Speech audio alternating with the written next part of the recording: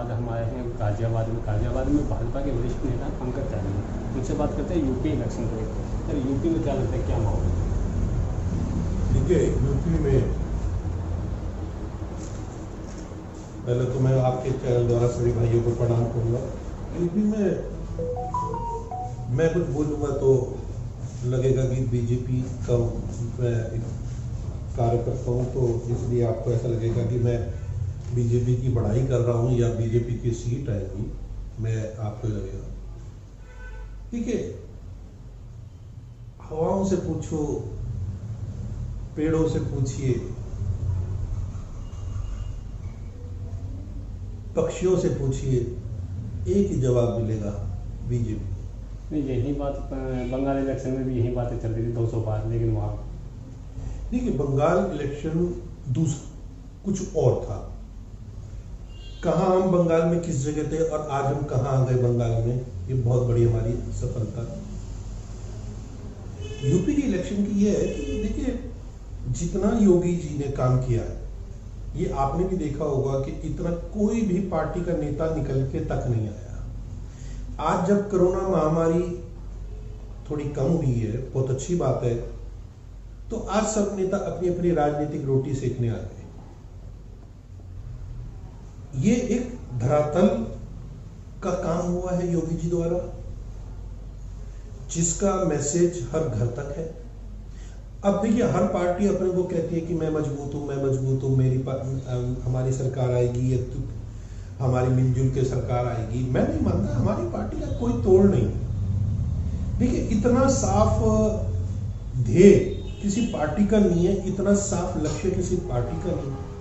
हमने जो जो वादे करे वो पूरे निभाए हैं, निभा रहे हैं। मैं आपको बता देता हूँ कि पेट्रोल 56 का क्या था, 100 नहीं। देखिए, मैं आपको अनुभव भाई बताता हूँ कि देखिए, जैसा कि हमको पिछले हमारे सरकार आने से पिछले 10 साल 15 साल तक जो दूसरी पार्टियों ने हमारे प्रदेश के साथ की, हमको किस दशा में प्रदेश को सौंपा गया, जब हम आए तो किस दशा में हमारा प्रदेश था, और उस दशा को देखते हुए देखा जाए तो आज हमारा प्रदेश विदेशों तक हमारे प्रदेश का नाम हुआ है। जबकि जब ये लोग थे तो हमारे प्रदेश में दिल्ली के लोग नहीं आते थे और किसी शहर के लोग नहीं आते थे, किसी राज्य के लोग नहीं आते थे। ये आप भी जानते हैं कि उल्टा सीधा बोला जाता था।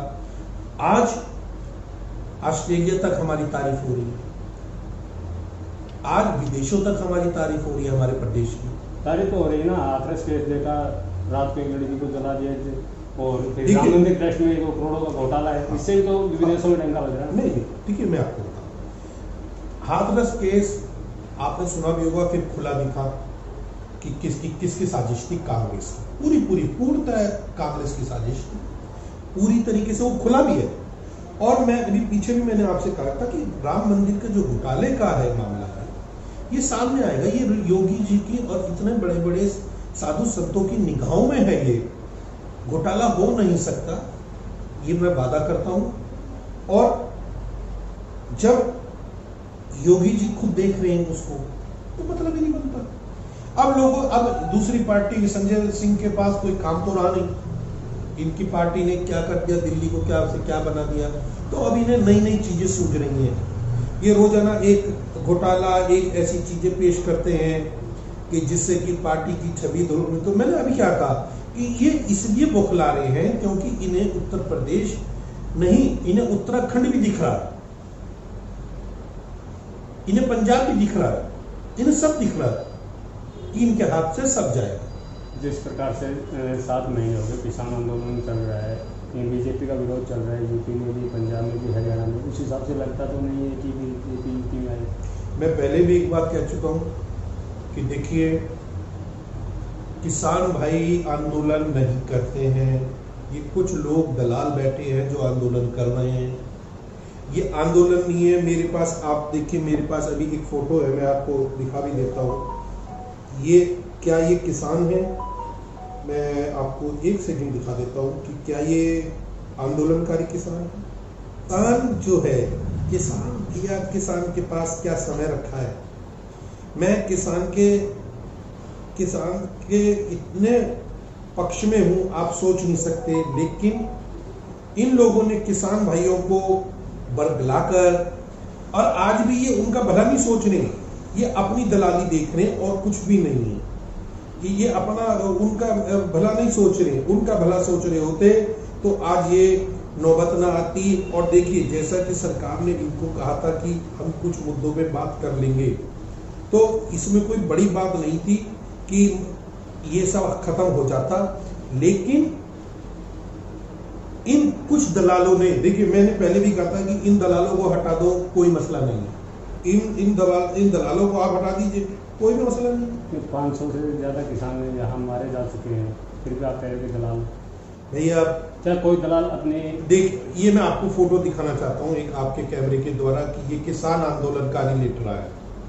नहीं, क्या किसान, देखिए आप, नहीं क्या मैं आपके कैमरे में दिखाना चाहता हूँ। मैं वही कह रहा हूँ, क्या किसान अपनी कमाई से कैसे में नहीं सो सकता?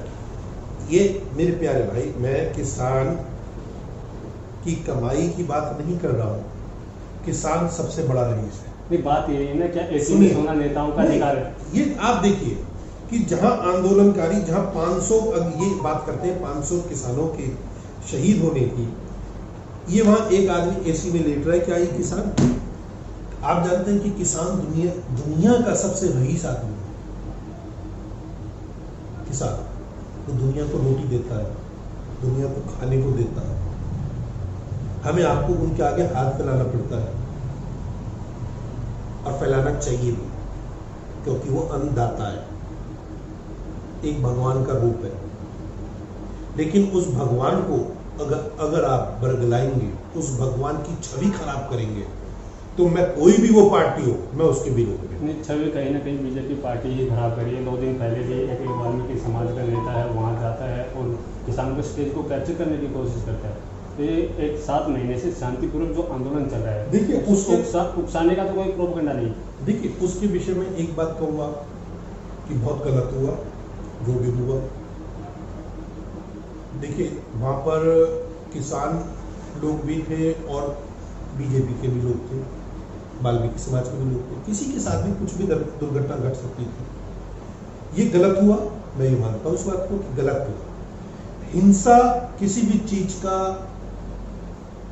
इलाज नहीं है। नहीं, बात वही ना, वहाँ जाके एक फोटो भी आ रही है, एक बीजेपी का ही पार्षद है जो अपना हाथ स्वयं काट कर आरोप लगाता है कि किसानों ने मेरे तलवार से हाथ काट दिया। तो क्या आंदोलन को उकसाने का वो नहीं है, उग्र करने का?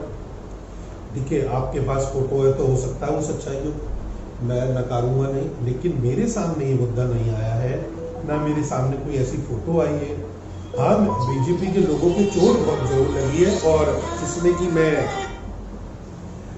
ये कहूँगा, मैंने अब जैसे कहा कि हिंसा किसी भी चीज का उपाय नहीं है। नहीं, किसी चीज़ का, किसी भी पार्टी का अगर विरोध चल रहा है, अगर वही पार्टी के लोग उस विरोध स्थल पर जाके स्वागत करें या उनकी छाती पे जाके ढोल नगाड़े बजाएं, तो ऑटोमेटिकली विरोध तो होगा ही ना। देखिए, वहाँ से तो देखिए रोजाना ही निकलते हैं कोई ना कोई मंत्री या वहाँ पर। नहीं, मंत्रियों का निकलना एक अलग चीज़ है, निकलते रोजाना है, लेकिन वहाँ जाके ढोल नगाड़े बजा के उसका प्रदर्शन करें। हाँ, मैं ये कह सकता हूँ कि थोड़ा सा आगे पीछे कर सकते थे उस प्रोग्राम को आगे पीछे कर सकते थे। लेकिन मैं ये जरूर कहूँगा, जैसे कि हमारे बहुत से वाल्मीकि भाइयों को चोट आई है, मैं उनके साथ संवेदना रखता हूँ। और देखिए, मैं साफ कहूँगा कि मैं वहाँ उपस्थित नहीं था, तो वहाँ असल में क्या हुआ क्या नहीं, ये तो मीडिया या वही लोग जानते हैं जो वहाँ पर होंगे, है? लेकिन चाहे किसी किसान भाई को चोट आई हो, चाहे किसी वाल्मीकि भाई को आई हो, बीजेपी के किसी कार्यकर्ता को आई हो, मैं इस पर दुख प्रकट करता हूँ।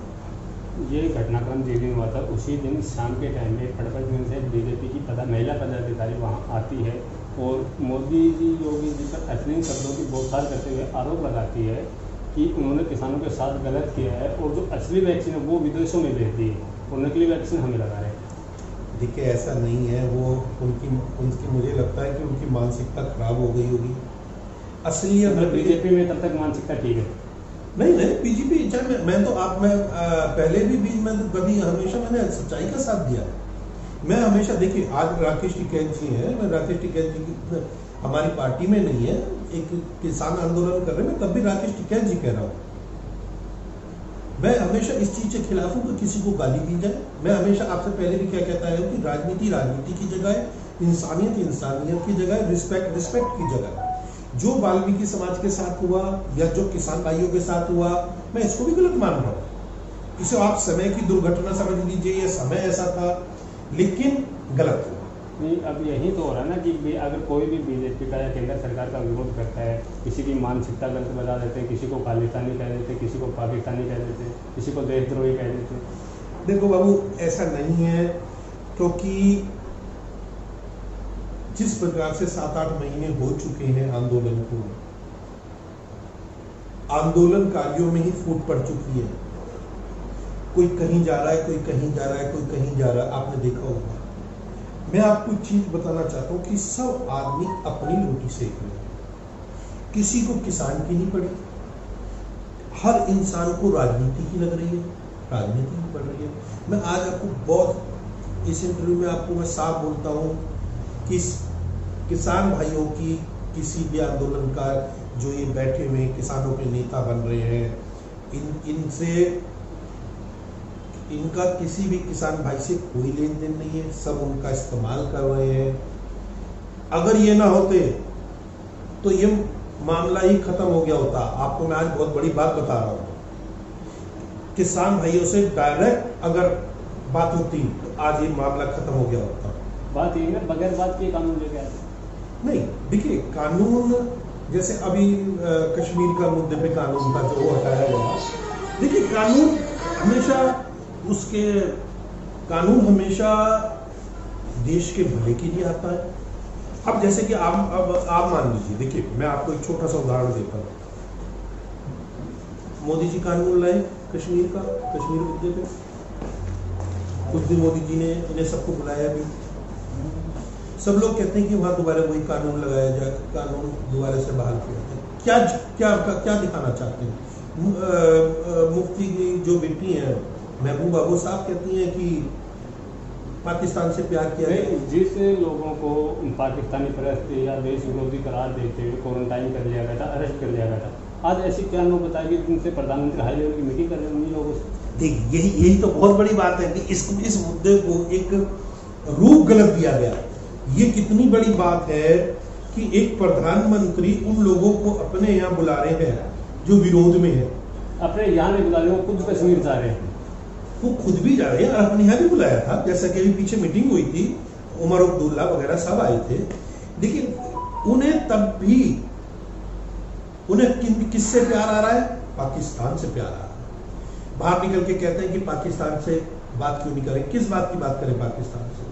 मैं केवल मैं आपके मीटिंग क्यों नहीं, मैं आपके नहीं, उनसे कहीं ना कहीं प्यार आ रहा है। नहीं, प्यार नहीं है, उन्हें समझाने की कोशिश की जा रही है। वो मैं अभी फिर वही वाली बात कही, कोई आदमी समझना ना चाहे तो ना समझे, उनकी तो उन्हें समझाने की कोशिश है कि ये अच्छाई के लिए है।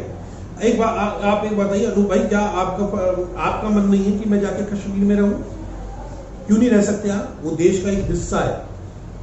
मैं आपको कैसे कह सकता हूं कि आप सायाबाद में नहीं रहेंगे? वो कानून अच्छा है कि जो ये लगे कि यहां पे कोई आके आदमी रह ही नहीं सकता। ये कानून नहीं हुआ। जब देश में है तो एक कानून है। आपसे काफी सवाल है, जो यूपी चुनाव है हाँ। वो भाजपा सरकार विकास के मॉडल पर लड़ेगी या पहले की तरह हिंदुत्व के मॉडल? देखिए, हाँ, हमारा तो एक ही एजेंडा है कि सबका विकास चाहते हैं। कौन सी पार्टी ऐसी नहीं है जिसके लिए हम विकास नहीं कर रहे? आप ही बताएं।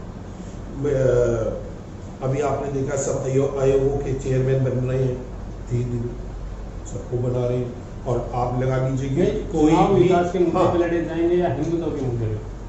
देखिए, चुनाव तो विकास के मुद्दे पे लड़ा जाएगा, लेकिन जब जहाँ चुनाव आते तो सीधी सी एक ही एजेंडा आता है, हिंदुत्व की, हिंदू खतरे में। ये दूसरी पार्टी उठाती है, हम नहीं उठाते। ये दूसरी पार्टी अपने आप क्रिएट करती है। इस दूसरी पार्टियों ने उठा के ऐसा माहौल बना देती हैं अपने आप ही कह के मुस्लिम भाइयों से कि ये मुस्लिम विरोधी पार्टी है बीजेपी, ये मुस्लिम विरोधी पार्टी है बीजेपी। वो माहौल अपने आप ये लोग बनाते हैं। हमारी पार्टी ने कभी ये नहीं कहा कि हम मुस्लिम हमारे विरोधी हैं। आप बताइए किस जगह कहा गया है? हमने कभी ये नहीं कहा। इलेक्शन से पहले कहा जाता था कि हम हिंदुत्व की सरकार लाएंगे, गौ हत्या पर पूर्ण प्रतिबंध लगाएंगे। नहीं सुनिए, गौ हत्या पे क्या नाम है, पूरी तरह जो प्रतिबंध है वो तो सच्चाई है। इसमें कहाँ है प्रतिबंध? कहाँ है इसमें हिंदुत्व का नहीं गौ है। हत्या पर प्रतिबंध कहाँ है? नहीं, गौ हत्या करना हमारे लिए पाप है। पिछले 7 साल में गौमांस की निर्यात में नंबर 1 आ गया बात। देखिए, ये तो अफवाहें उड़ रही हैं और कुछ नहीं। मैं आपको जो मैं उसके मुद्दे की बात कर रहे थे, क्या नाम है, बीजेपी पार्टी किस मुद्दे पे लड़ेगी कि मुस्लिम। देखिए, ये लोग जो खुद हैं ये खुद बनाते हैं ऐसा माहौल मुस्लिम भाइयों को भड़का के कि ये तो बीजेपी, ये तो हिंदुत्व की पार्टी है, ये तो हिंदुत्व पार्टी है। आपको पता है जो योगी जी और मोदी जी ने मकानों के लिए पैसे की वो करती, सबसे ज्यादा फायदा मुस्लिम भाइयों को हुआ है। पिछली बार जब हम जीते थे तो भी मुस्लिम भाइयों के वोट हमें बहुत मिले थे। इन दोनों कांग्रेस और सपा का तो दिक्कत ये है कि अब मुस्लिम भाई इनके साथ है ही नहीं। आप भी मुस्लिम, आज भी मुस्लिम भाई हिंदुओं के साथ हैं, बीजेपी के साथ है। हिंदू मुस्लिम कभी थे ही नहीं अलग। ये तो बना दिया जाता है एक बोल कर। एक जब जैसे किसी का कुछ बचा नहीं तो उसको कुछ ना कुछ तो बोलना। मतलब आपका साफ तौर पे कहना है कि बीजेपी को हिंदुत्व की पार्टी नहीं, हिंदू मुस्लिम सिख ईसाई सभी के लिए सम्मान पार्टी। हमारी पार्टी हर व्यक्ति की पार्टी है, हर जाति की पार्टी है, कोई विशेष जाति की पार्टी नहीं है। जाति की तो नहीं, धर्म की बात कर रहे हैं। मैं बताता हूं, धर्म की भी, हर धर्म की पार्टी है हमारी। कोई एक विशेष धर्म की पार्टी नहीं है हमारे यहाँ सबका स्वागत है। मतलब 2 इलेक्शन से पहले हिंदुत्व का जो मुद्दा क्रिएट किया गया था वो अब नहीं है, हिंदू मुस्लिम सबका समान। हमारे लिए हिंदू मुस्लिम पहले भी समान। मैंने क्या कहा, ये हम नहीं करते क्रिएट, ये लोग करते हैं। आपने आज तक मुझे आप ये बता दीजिए कि मोदी जी, योगी जी, ये किसी ने भी कभी मुस्लिम के लिए कुछ गलत बोला है? योगी जी ने हम तो हमेशा इलेक्शन में सीधे तौर पर बोला है हम हिंदू खतरे में। नहीं, हिंदू खतरे में है, मुस्लिम को बुरा नहीं बोला, हिंदू खतरे में है। वो फिर मैं वही बात आ गई, वहां भी किसने बोया? ये ममता बनर्जी ने। इसलिए बोला नहीं, खुद योगी जी बोल रहे हैं। हाँ, मैं बता रहा हूं, जब इस प्रकार का माहौल क्रिएट कर दिया तो योगी जी को सच्चाई बोलनी पड़ी कि ममता बनर्जी ऐसा ना करवा दे कि हिंदू खतरे में पड़ जाए। आप खुद बताइए, कश्मीर आपने देखा, वहां से कश्मीरी पंडित बेचारे मजबूरी में जाना पड़ा। क्या आप सोचते हैं कि हिंदू खतरे में न पड़ जाए वो एक अलग चीज है, हिंदू खतरे में है वो एक अलग चीज। हाँ, तो मैं तो अभी कह रहा हूँ कि कश्मीर में हिंदू खतरे में, ये तो मैं भी कह रहा हूँ। नहीं, उन्होंने क्या गलत किया? जब जहां दिखा है उनको कश्मीर में, देखिए कश्मीर के मुस्लिम, जो कश्मीर के मुस्लिम है, यहां से पर्यटक जाता है। क्या आपने कभी कोई दुर्घटना सुनी? कभी नहीं सुनी होगी, क्योंकि वहां का जो मुस्लिम है, जो वहां का बाशिंदा है, आवाम है, वो नहीं चाहती। वहां के जो कुछ लोग हैं, जो जैसे अब्दुल्ला परिवार है, ये क्या नाम है, ये जो है कि क्या नाम है इनका, महबूबा मुफ्ती जी है, इनके परिवारों की रोटी खत्म हो जाएगी, इनकी राजनीति खत्म हो जाएगी। इन लोगों ने करा। आप मुझे एक चीज बताइए, मैं बिल्कुल कश्मीरी, वहां का जो कश्मीरी मुस्लिम है, उसने आज तक कोई दुर्घटना करी है? जब कोई आतंकी हमला होता तो उसमें मुस्लिम भी मारा जाता है। वो इन दो परिवारों का जोड़ा हुआ है वो वहां पर। जो बात मैं ये चाहता हूं, सुनिए, मैं आपकी पार्टी, मैं आपके चैनल के द्वारा से इतना मैं ये चाहता हूं कि इस बार अगर कोई वहां से चुनाव हो और अगर वहां से कोई सीएम बनता है तो कश्मीरी पंडित बने सीएम, जिससे कि कश्मीर के लोगों को, कश्मीरी पंडितों को एहसास हो अपनेपन का, सुरक्षा का। ना कि ये अब्दुल्ला परिवार से बने, ना कि महबूबा के परिवार से, मुफ्ती परिवार से बने। ये सीधे सीधे डायरेक्ट उग्रवादी हैं ये। आप इनको उग्रवादी कहते हैं, जब अगर कुर्सी या सीएम बनने की हो तो उन्हीं के समर्थन को लेकर आप सरकार बना लेते हैं। देखिए, जब राजनीतिक बात आती है, आवाम के लिए सोचना पड़ता है, तो ये सब थोड़ा सा मैनेज करना पड़ता है। नहीं तो अलग, चलो अब की बार चुनाव आएगा, आप देख लीजिएगा क्या चाहती है वहाँ क्या होगा। अगर आपकी पार्टी मानती कि हिंदू मुस्लिम सिख ईसाई सभी समान है, तो जो दासना से महंत हैं यतीम महाराज, वो बार बार मुस्लिमों को टारगेट करते, मुस्लिमों को गलत बोलते, तो उन पर कार्रवाई क्यों नहीं? देखिए कुछ लोग वो महाराज है, देखिए अब ऐसे तो उनको भी मारने आया था वो आदमी। अगर कोई आदमी मुझे मारने आएगा तो मैं भी बोलूंगा, जो पकड़ा गया बकायदा दिल्ली व्यक्ति विशेष के कारण पूरे समाज को तो गलत नहीं कह सकते ना। नहीं देखिए ऐसा नहीं है, वो डासना में भी मुस्लिम बहुत है, हमारे भाई हैं, मुस्लिम भाई हैं हमारे वहाँ पर, मैं बहुत जाता हूँ डासना, मुस्लिम भाई हैं मेरे वहाँ पर। ऐसा कुछ नहीं है, ये तो सोच की बात है। ऐसा कुछ ही नहीं होता तो बोर्ड लगाने की नौबत ही नहीं आती। देखिए बोर्ड लगना ये तो एक बनाया हुआ वो है, नहीं तो हमारा तो हमारी पार्टी ना, हम कोई नहीं चाहता ना। अगर मैं कह रहा हूँ इस देश का अगर कोई इंसान है, अपने को भारतीय मानता है, वो कोई भी नहीं चाहेगा मुझे ऐसा कि हिंदू मुस्लिम हो या कोई बेचारा दुनिया छोड़ के चला जाए या किसी के साथ कोई दुर्घटना हो, गलत हो। मैं तो इतना कहता हूँ।